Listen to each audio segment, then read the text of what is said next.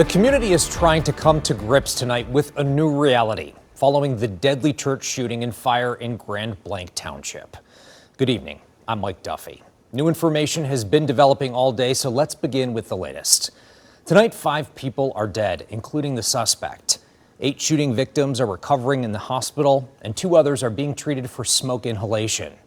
They're all expected to make a full recovery. The tragedy unfolded at the Church of Jesus Christ of Latter-day Saints during a service yesterday morning. 4 improvised explosive devices, or IEDs, were found in the suspect's truck that he rammed into the building. The fires were set using gasoline. Tonight, the police chief says everyone is accounted for. The focus now shifts to cleaning out the church. From a community prayer service to one of the faces of this heart-wrenching tragedy, we have Team 7 coverage. Let's begin with 7 News Detroit reporter Brett Cast. Now, investigators have been here on scene at this church in Grand Blanc all day and now even into the night, looking through evidence, trying to figure out exactly what happened and why it happened. Now, the FBI has not released a motive just yet, but we are learning more about at least one of the victims who was killed.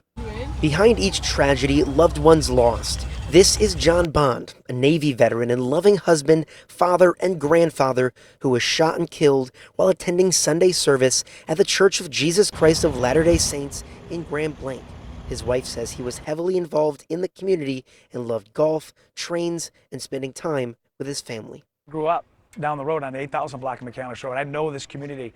I know the people. Genesee County Sheriff Christopher R. Swanson was on scene Sunday and again on Monday. He says the fact the suspect, 40-year-old Thomas Sanford, not only opened fire, but also lit the church itself on fire made this situation much more dangerous. Anybody who has been through active shooter training, we teach run, hide, barricade.